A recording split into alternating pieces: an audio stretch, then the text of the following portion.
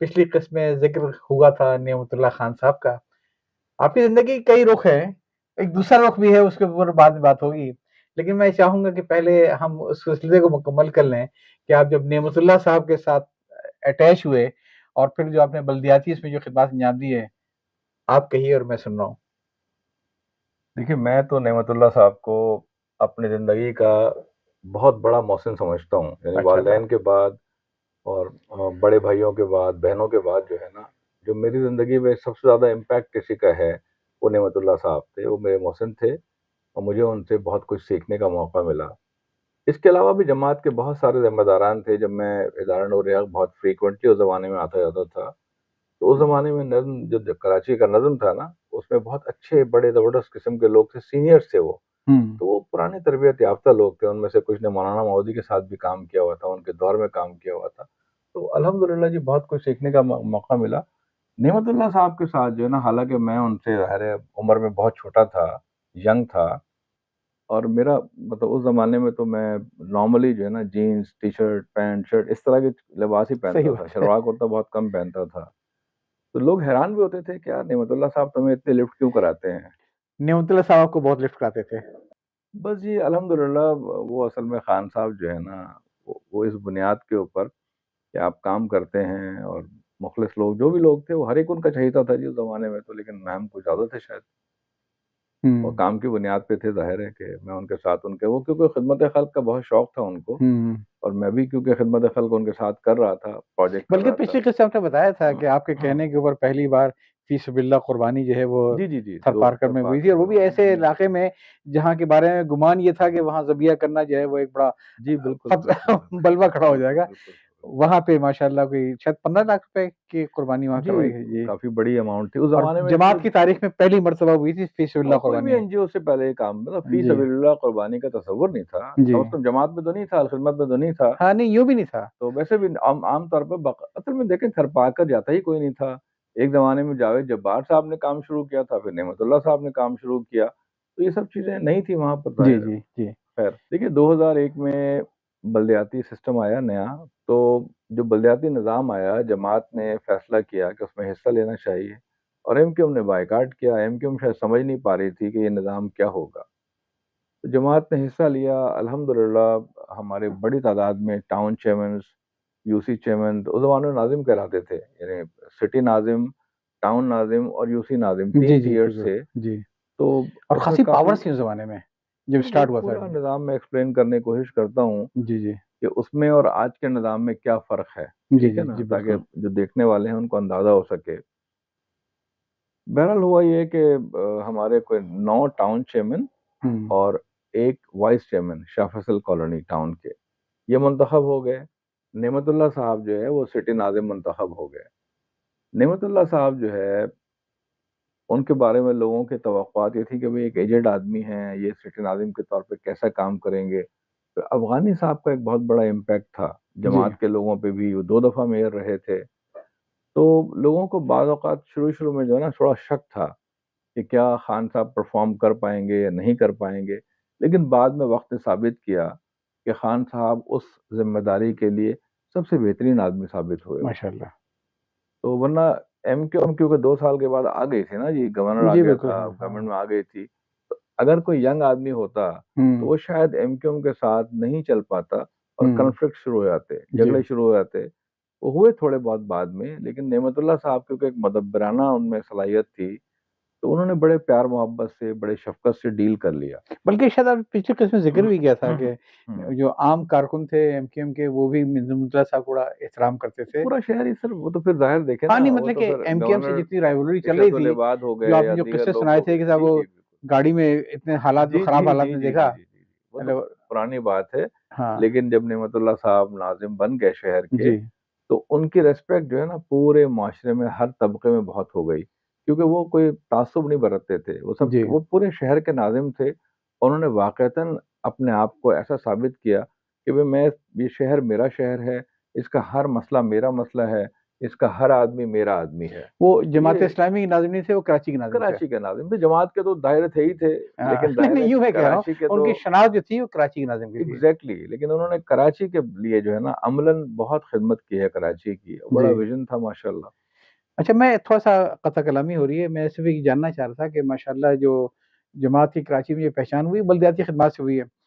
और दोनों मर्तबा जब हमारे अफ़गानी साहब आए थे तब भी अब्दुल खालिक अल्लाहवाला साहब पीपल्स पार्टी के थे, डिप्टी मेयर थे, साथ मिलकर चले थे। कोई कन्फ्रंटेशन नहीं हुई थी और यही कामयाबी थी। और नेमतुल्लाह साहब की दफ़ा भी तारिक साहब थे, जी, जी, तारिक हसन साहब तारिक थे। हसन साहब जी। थे ये। और इन्होंने कोई बहुत ज़्यादा इन लोगों ने इनके रास्ते में कोई रोड़े नहीं अटकाए थे ये।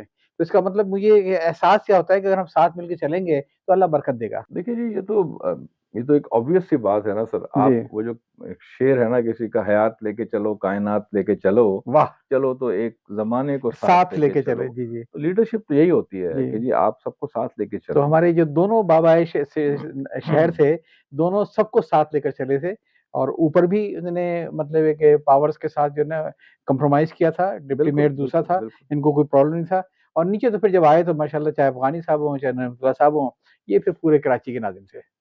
जी। नेमतुल्लाह साहब, city Nazim, town nazmeen, UC nazmeen. तो जमात इस्लामी कराची के उस वक़्त अमीर थे डॉक्टर मेराजुल हुदा सिद्दीकी जी, और माशाल्लाह। जी। क़य्यम थे शाहिद हाशमी साहब। जी, जी। इन लोगों ने एक सिस्टम डिवाइस किया कि भई एक नाज़िम है, एक सरकारी अफ़सर है, ठीक है हुँ, जी। हुँ। नाज़िम प्लान करेगा, विज़न देगा, इम्प्लीमेंट करेगा सरकारी अफ़सर। अब कुछ टेक्निकल लोग होने चाहिए इनके दरमियान में, जो टेक्निकल एडवाइज़र्स होंगे।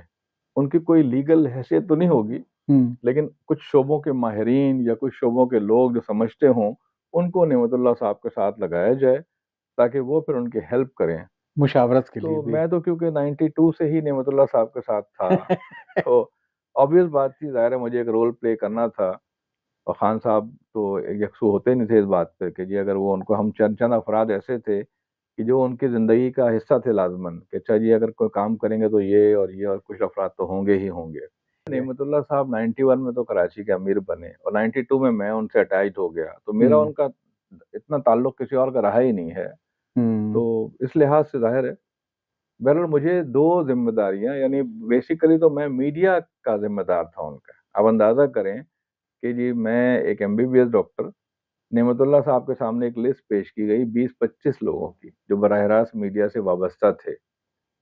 ये मेरे सामने की बात है, वो अदारा नूर हक़ से लिस्ट आई, नेवा साहब ने देखा और यूँ उसको उठा के यूँ रखा साइड पे। फिर फ़ोन किया डॉक्टर मेराज साहब को, उन्होंने कहा भई मुझे तो एक आदमी की ज़रूरत है और वो डॉक्टर फ़ैयाज़ है वो, तो मेरे लिए काफ़ी है। मैं खुद बड़ा परेशान हो गया, मैंने कहा खान साहब मीडिया मैनेजमेंट आप मेरे हवाले कर रहे हैं। हाँ। उन्होंने कहा ठीक है यार तुम 92 से देख ही रहे हो ना, चलो कोई बात नहीं, करो तो सही, इंशाअल्लाह हो जाएगा। अल्लाह का शुक्र है सर, जो है ना बहरहाल उसकी भी बड़ी इंटरेस्टिंग स्टोरीज़ हैं कि भई वो हमने फिर मैनेज किया कैसे? एक पूरी टीम थी जी, देखें, जी। अकेला तो कोई काम नहीं करता। जब मैं वहाँ गया तो मेरे साथ फिर मैंने लोगों को सबसे पहले तो मैंने नौफल शाहरुख जो हैं, जी। उनको वो किया क्योंकि वो बहुत यंग एज से मीडिया में थे और प्रैक्टिकल रिपोर्टर से रह चुके थे। बड़े अच्छे ब्राइट आदमी हैं वो। तो उनको मैंने कहा कि भई मुझे ज़िम्मेदारी मिल गई है तो आप जी। आ जाएँ। फिर डॉक्टर ज़फ़र इकबाल थे, वो भी मेरी तरह एमबीबीएस डॉक्टर हैं लेकिन उनका मीडिया का सेंस बहुत है। तो मैंने कहा भई ज़फ़र भाई अब आपकी ज़रूरत आ गई है। उन्होंने कहा जी बिल्कुल हाज़िर। काज़ी सिराज हैं जो हाँ, हाँ। आजकल एआरवाई में होते हैं, हाँ, काज़ी हाँ। सिराज जो है और वो मेरे दोस्त हैं काफ़ी पुराने हैं। तो मैंने उनसे कहा कि भई काज़ी साहब अब ये आपको करना है काम। हनीफ़ अकबर हैं, जी। वो हमारी इस टीम का हिस्सा थे और बाकी तो फिर हम हर एक से काम ले लिया करते थे अल्हम्दुलिल्लाह। जैसे ही ये ज़िम्मेदारी मुझे मिली, मैंने अपनी छोटी-सी टीम बनाई जी। और हमारी बाद में जो है वो आखिरी के साल में अंसार अली साहब जो है, वो हमारे वो बन गए थे निगरान समझ लें आप, सरपरस्त समझ लें आप। मैं गया सर एसएच हाशमी साहब के पास। जी। मौलाना अब्दुल कुद्दूस हाशमी के वो बेटे ओरिएंट एडवाइज़र के जी वो बिहारी होने की वजह से ना मेरा उनसे एक पुराना एक ताल्लुक था वो जी, वाला जी, भी। जी। वो जानते थे मैं स्टूडेंट लाइफ़ पे जाता था उनके पास, जी, जी। ओरिएंट में। जी। मैं उनके पास गया, मैंने कहा भई वो हाशमी साहब मुझे जमात ने ज़िम्मेदारी दे दी है, तो अब मुझे आप गाइड कीजिए। आपको पता है वो मीडिया के तो एक बहुत बड़े गुरु थे बहुत ना बड़ा जी। नाम बहुत बड़ा नाम है। तो उन्होंने मुझे 2-3 छोटी-छोटी बातें कही। टिप्स दी उन्होंने आपको। उन्होंने कहा कि देखो फयाज़, नेमतुल्लाह खान सिटी के नाज़िम हैं, उनकी ना हर अखबार में एक स्पेस आ गया है अब। हाँ। उनका एक स्पेस है अखबार में। एक्टिविटीज होंगी, खबर तो जाएगी ही जाएगी, हाँ, ठीक है ना, खबर जाएगी इसलिए कि भाई सिटी नाजिम हाँ, है ना। ज़ाहिर है, हाँ। तुम पहला काम तो ये करो कि जो बीट रिपोर्टर्स हो उनसे दोस्ती कर लो, हाँ, और उनके सामने ना लो प्रोफाइल शो करो अपने आप को कि तुम्हें कुछ पता नहीं है। काफी खुश होते हैं इस बात से कि अच्छा भाई बेवकूफ किस्म का आदमी है, इसको तो पता नहीं है। लेकिन उन्होंने, खैर सर उनकी मोहब्बत है, उन्होंने ये कहा मुझसे जी, जी। कि सहाफियों से कन्फ्रंट नहीं करना। वो बड़े जीरक आदमी थे सर, हाशमी साहब बहुत हुँ, जबरदस्त आदमी थे। उनका देखो यार, सहाफी जो है ना, उसके और आप नेमतुल्लाह साहब के दरमियान में नहीं आना। ये नहीं कहना कि इसको मिलवाऊंगा, इसको नहीं मिलवाऊंगा। आप हुँ, बीट हुँ, रिपोर्टर से सबसे यकसा रवैया रखिए, और 24 घंटे जब भी किसी सहाफ़ी को राब्ता करना हो, वो बराह रास्त भी राब्ता कर सकता हो, वो आपको कॉल करे तो आप फ़ौरन कनेक्ट करा दें, ठीक है सही ना? है। गैप नहीं होना चाहिए। हुँ, चलिए, उसके बाद तीसरा मशवरा उन्होंने ये दिया कि भई आप एड एजेंसी हायर कर लें। देखिए, केएमसी या गवर्नमेंट के इदारे जो होते हैं ना सर, ये केएमसी ज़ाहिर है 100 साल से पुराना इदारा है, इसमें कभी कोई एड एजेंसी हायर नहीं की गई थी। हुँ, हुँ, तो उन्होंने कहा कि भई मेरी एजेंसी जो है ना, फ्री सर्विसेज़ देगी, हुँ। डिज़ाइन वगैरह, इश्तिहारात। अच्छा! जी, जी। अब देखिए, केएमसी का तो मामला सर ऐसा है, आप हैरान होंगे, आपको शायद यकीन भी ना आए। इदारा नूर-ए-हक़ है ना, इदारा जी, जी, नूर-ए-हक़, जी, जी। उसमें जब मैं वहाँ खिदमत में काफ़ी ज़्यादा एक्टिव हो गया, आपको पता है उसमें ना हाथ से लिख के खबर भेजी जाती थी। अच्छा! जी, जी, हाथ से खबर लिखी जाती थी और फैक्स की जाती जी, थी। इतने ठीक है इतने जी। एडवांस हो गए थे कि फैक्स मशीन ने हाँ, सवाल लेकिन करनी हाथ शुरू से किया। खबर, जी, याद अच्छा। होगा सरफराज भाई को, हमारे उस ज़माने में डिप्टी सेक्रेटरी इत्तलात थे, शाहिद हाशमी, अपना शाहिद शमसी साहब थे, जी। हाथ से खबर लिख के जाया करती थी। हुँ, तो मैं वहाँ गया, मैंने कहा यार ये क्या चक्कर है, हाथ से खबर क्यों जाती है? बहरहाल हमने एक ग्रीन क्रिसेंट ट्रस्ट में एक साहब थे, उनको पार्ट टाइम जॉब दी हुँ, अलखिदमत में, हुँ। और साथ में वो उनकी आधी तनख्वाह अलखिदमत से आती थी, आधी तनख्वाह जो है ना मीडिया मैनेजमेंट से। अच्छा। तो वो हमारे पास काम करते थे, और खबरों को कंपोज़ करके भेजना पहली दफ़ा उस तरह शुरू हुआ, जब मैंने वो निज़ामुद्दीन नाम का लड़का था उसको अपॉइंट किया। अच्छा! तो जमात इस्लामी कराची की खबरें पहली दफ़ा कंपोज़ होके गई हैं उस वक़्त। हुँ, जब मैंने वहाँ से एक लड़का लाके अपॉइंट किया अपने लिए अलख़िदमत में, अपने असिस्टेंट के तौर पर, तो वो इदारा नूर हक़ की खबरें भेजता था, हमारा काम भी करता था। इसी तरह जब मैं सिटी गवर्नमेंट गया, तो उस ज़माने में नजमुद्दीन सिकंदर साहब जो है ना मीडिया मैनेजमेंट के डिस्ट्रिक्ट ऑफ़िसर थे, और हाथ से खबरें लिख के भेजा करते थे। हुँ, केएमसी में हाथ से लिखी हुई खबर जाती थी अखबारात को। हुँ, मैंने कहा यार ये क्या चक्कर है भाई? क्या हमारे पास जो है ना उस वक़्त कोई ऐसा प्रोविज़न नहीं था कि हम किसी आदमी को अपॉइंट कर सकते। तो हुँ। मैंने क्या किया कि अपने अज़ीज़ाबाद से एक लड़का था कंपोज़र, जिससे मैं अपने कंपोज़िंग के काम कराता था। उसको मैंने कहा कि यार तुम यहाँ आ जाओ, एक कंप्यूटर डोनेट किया। अच्छा। अपने जी, अपने ज़ाती तौर पर एक कंप्यूटर अरेंज किया। उसके बाद एक लड़के को रखा जो अगले 6 महीने तक खबरें कंपोज़ करता था, और जो तनख्वाह बनती थी 10-12 हज़ार मैं उसको अपनी जेब से दिया करता था। तो सिटी साहब इदारे डिस्ट्रिक्ट, ऐसे बनते हैं, हम बात कर रहे हैं केएमसी की, कि उनके पास कोई आप सहूलत चाहें नहीं तो थी। बशीर सदोज़ई होते हैं आर्ट्स जी। काउंसिल में, जी, जी, ठीक है जी। ना? उनसे आप पूछ सकते हैं कि भई जो पहला कंपोज़र आया केएमसी की तारीख़ में, जो जी। खबर कंपोज़ करके भेजी जाने लगी, वो कैसे आया बता देगा आपको? नहीं, ये वो कमाल हमारे की बात दोस्त है, हैं। मतलब ये सब चीज़ें तारीख़ का हिस्सा होनी चाहिए बस सर मैं कि हमेशा जो है अगर ना, एक तो जब सिटी नाज़िम साहब जब निमता साहब आए थे, उन्होंने आपको जब चुना था, तो ये कमाल है कि उस वक़्त तक केएमसी में हाथ से खबर लिखी हाँ, जाती हाँ, थी। बिल्कुल सर। आपने कंप्यूटर डोनेट किया और आपने एक लड़के को कंपोज़र रखवाया और उसकी तनख़्वाह आप अगले 6 5-6 महीने तक महीने मैं दे 6 देता महीने रहा, फिर देते बाद रहे में हैं। अरेंजमेंट हो गया, या ज़ाहिर है बाद सही है, में ठीक हमें भी है। फाइनेंस की समझ में आ गई कि कहाँ से हम मैनेज कर सकते हैं, जी, जी, अल्हम्दुलिल्लाह जी। हो गया सब। लेकिन ये सिचुएशन थी, तो ज़ाहिर है कि जब सूरत-ए-हाल ये हो, तो कौन सर जो है ना एड एजेंसी हायर करेगा? मैंने अच्छा मुझे उन्होंने फिर मिलवाया, हाशमी साहब ने कहा कि भई आकिफ़ मेरे पास होते हैं, मैं उनको बुलवा देता हूँ। तो मुझे नहीं पता था कि आकिफ़ कौन? ठीक है जी। तो अचानक एक साहब आए, बड़े अच्छे वजीह अ, खुशशक्ल आदमी एक आए, तारुफ़ कराया उन्होंने, भई ये मेरा नाम अबू आकिफ़ है।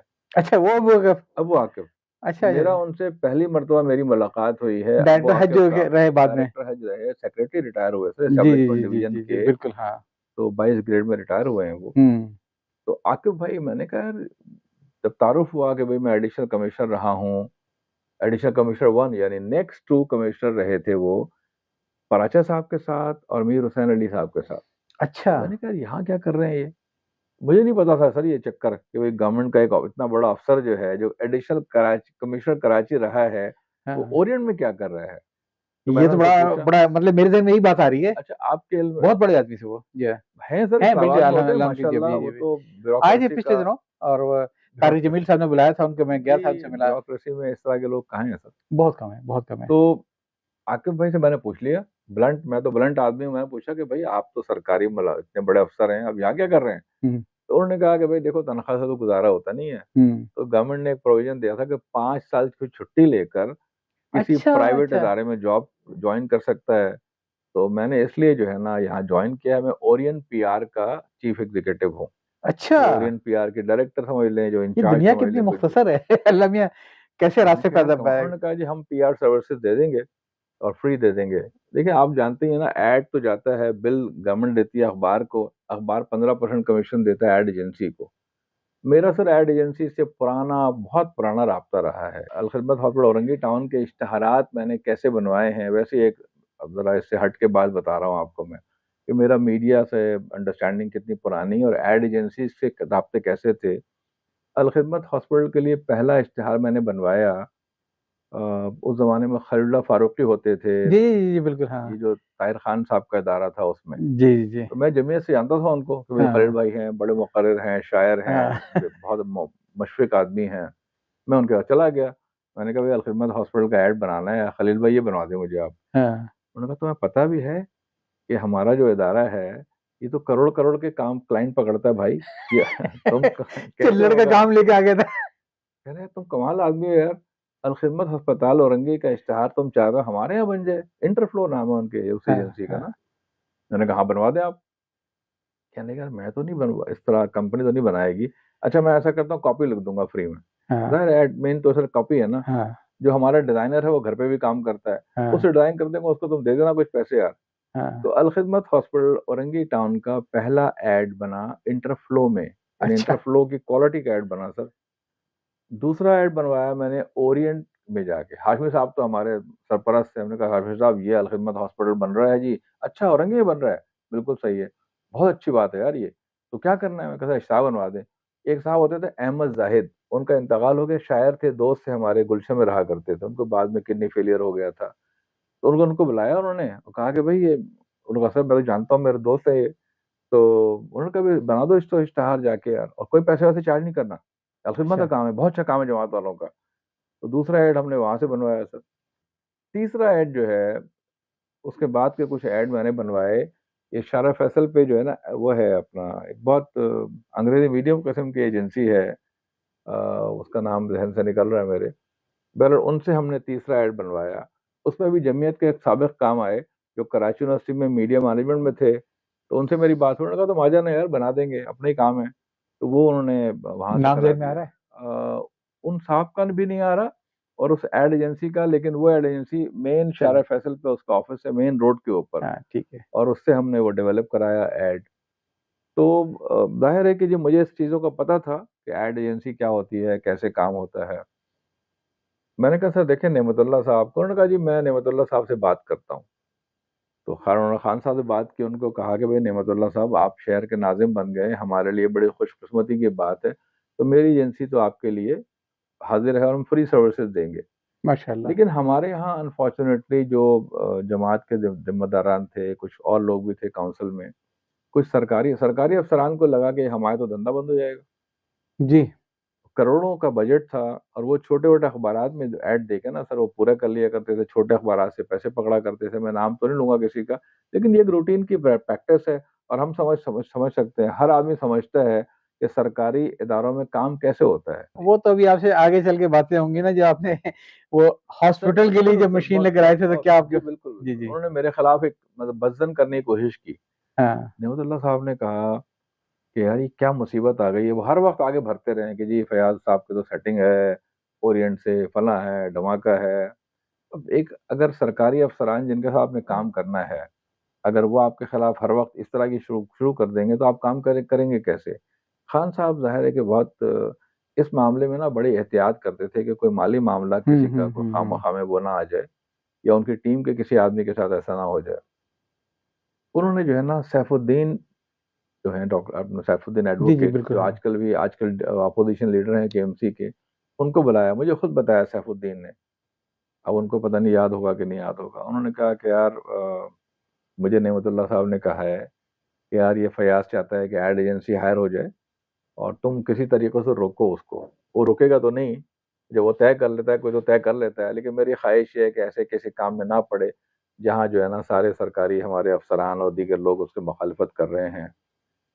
मैंने कहा साहब भाई, मैं तो तय कर लिया तो तय कर लिया है। अब आप, मुझे पता है, मैं आपको ही पता है, मुझे ही पता है, मैं रुकना तो नहीं है, लेकिन इसका नुकसान ये हुआ सर कि कई साल ज़ाया हो गए, कम से कम 3 साल ज़ाया हुए। इस दौरान में 2 दफ़ा एपीएनएस ने पाबंदी लगाई सिटी गवर्नमेंट के एड्स पर, फिर खान साहब को अंदाजा हुआ कि अच्छा भाई ये गड़बड़ कर रहा है डिपार्टमेंट। उन्होंने फिर आखिर में जो है ना, आखिरी साल में जो है, फिर हमने बहुत ट्रांसपेरेंट तरीके से किया, और हमने जो है ना आकिब भाई ने फिर बना के पूरा एक दिया, एक्सप्रेशन ऑफ इंटरेस्ट कॉल हुआ, और 2 कंपनीज हायर हुई, एक किमको और एक मैक्सम। यानी ओरिएंट को हायर नहीं किया, जो फ्री में दे रही जो सर्विस। फ्री में दे रही थी, हमने फिर पेड सर्विस हायर की। लेकिन एक रिवायत पड़ गई केएमसी की, को 150 साल तारीख में पहली दफा हुआ कि केएमसी ने, उस जमाने में सिटी डिस्ट्रिक्ट गवर्नमेंट ने, ज़ाहिर है केएमसी की तारीख है, लेकिन सिटी डिस्ट्रिक्ट गवर्नमेंट तो उसी का तसलसल था ना सर। तो वो फिर ये हुआ कि भाई एड एजेंसी अपॉइंट की गई, 2 एड एजेंसीज अपॉइंट की गई, और आखिरी के सालों में जो हमारे एड्स छाया हुए अखबारात में या कुछ वीडियोस वगैरह बनी, वो बहुत अच्छी क्वालिटी की हो गई। तो ये एक सिलसिला था। बहरहाल नेमतुल्लाह साहब के साथ मैं, जब तक वो नाजिम रहे, ज़ाहिर है उस वक्त तक उनके साथ रहा, तो मैं उनका मीडिया देखा करता था, और इसके अलावा बहरहाल मुख्तलिफ काम हुआ करते थे, जिसमें वो मुझे कहा करते थे कि भाई तुम ये कर लो, तो कभी तुम ये देख लो। जो 2 चीज़ें हैं मैं जिन पे मुझे फ़ख्र है, मैं समझता हूँ कि अल्हम्दुलिल्लाह, मैंने कंट्रीब्यूट अल्हम्दुलिल्लाह। किया शहर के लिए। हमारे जो डॉक्टर्स दोस्त हैं, जो ज़ाहिर है कि एक हेल्थ डिपार्टमेंट था, खान साहब के सिटी डिस्ट्रिक्ट गवर्नमेंट में हेल्थ एक बड़ा शोबा था। उसमें 2 तरह के इदारे थे, एक केएमसी के इदारे थे, डिफंक्ट केएमसी के, और एक सेंट्रल गवर्नमेंट से आए हुए इदारे थे, जो डिवॉल्व इदारे थे। तो हम 4-5 दोस्त थे, 4-5 से भी ज़्यादा। जिस तरह डॉक्टर मोहम्मद खालिद हैं, जो मेरे क्लास फेलो हैं, डॉक्टर औरंगज़ेब हैं, जो मुझसे 2 साल सीनियर हैं, वो अब्बासी शहीद में, ये लोग अब्बासी शहीद में थे। डॉक्टर ज़फ़र इकबाल हैं, वो अब्बासी शहीद की न्यूरो सर्जरी में थे। डॉक्टर अब्दुल्ला मुत्तकी हैं, जो मेरे सीनियर हैं, मेरे नाज़िम रहे हैं एसएमसी के, वो उस ज़माने में अब्बासी शहीद में एफसीपीएस की ट्रेनिंग कर रहे थे। डॉक्टर सुल्तान मुस्तफ़ा हैं, जो अब्बासी शहीद में थे, पीडियाट्रिक डिपार्टमेंट में प्रोफेसर रिटायर हुए वहाँ से अभी हालिया दिनों में।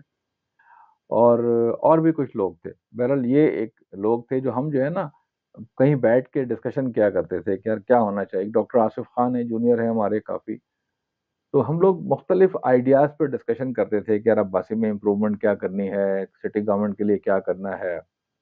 अब्बासी शहीद में सर बड़ी इम्प्रूवमेंट आई है, और अब्बासी शहीद एक डिफ़िकल्ट इदारा था और आज भी है। उसमें नेमतुल्लाह खान साहब के ज़माने में बड़े-बड़े काम हुए, बड़े-बड़े काम हुए। मिसाल के तौर पे न्यूरो सर्जरी डिपार्टमेंट, आप देखिए कि कराची का तीसरा बड़ा अस्पताल है वो, टर्शरी केयर, डिस्ट्रिक्ट सेंट्रल में, उसका न्यूरो सर्जरी डिपार्टमेंट कई साल से बंद पड़ा हुआ था। बंद पड़ा हुआ था। बंद पड़ा हुआ था। ट्रॉमा सेंटर में काम नहीं होता था। बहुत basic emergencies, head injury deal नहीं होती थी। तो ट्रॉमा में तो सर हेड इंजरी बहुत इम्पोर्टेंट चीज़ है ना। तो बंद कैसे हुआ था? यही मैं बता दूँ आपको। एक साहब थे डॉक्टर खालिद, वो अमेरिका से आए थे, न्यूरो सर्जन थे। अमेरिकन ट्रेन्ड न्यूरो सर्जन बहुत कम थे उस वक़्त पाकिस्तान में। वो आए, न्यूरो सर्जरी के हेड बन गए। कोई केस आया, अब देखिए हेड इंजरी में तो ये है ना कि रात को 2 बजे बाइक पे बंदा जा रहा था, गिर गया, हेलमेट नहीं था, सर फट गया, चोट आ गई, बेहोश हो गया, या किसी को गोली लग गई, कुछ भी हो सकता है। ज़ाहिर है हेड इंजरी तो कई तरह की होती है ना सर। तो यहाँ से कॉल गई कि भई खालिद साहब केस आया हुआ है, तो वो उनको आने में थोड़ी-सी देर हो गई शायद, या कुछ इसी तरह का मिलता-जुलता जो मुझे लोगों ने बताया वहाँ के डिपार्टमेंट ने। तो हुआ ये कि जिन साहब का जो मरीज़ जो आया था, उसका कोई रिश्तेदार, कोई सेक्टर मेंबर वगैरह था। तो वो खालिद साहब को थोड़ी-सी देर हुई, और होती है सर, देखें ये तो कराची है भाई, हुँ, ट्रैफ़िक हुँ। है, फलाँ है। तो वो सेक्टर इंचार्ज साहब आए हुए थे, या सेक्टर मेंबर साहब आए हुए थे। जैसे ही खालिद साहब आए, उन्होंने पूछा, एक गाली बकी और एक मुक्का जड़ दिया उनके मुँह पे।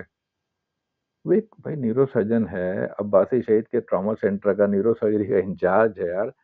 अगर वो चंद मिनट या आधे घंटे लेट हुआ, उससे कोई फ़र्क नहीं पड़ रहा आपके मरीज़ को, तो आपने उसको मुँह पे मुक्का मार दिया जनाब।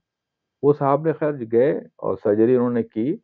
उसके बाद घर गए, एक इस्तीफ़ा दिया और भेज दिया कि भई मैं माज़रत चाहता हूँ। वो चले गए फिर वो फिर पाकिस्तान में नहीं रुके।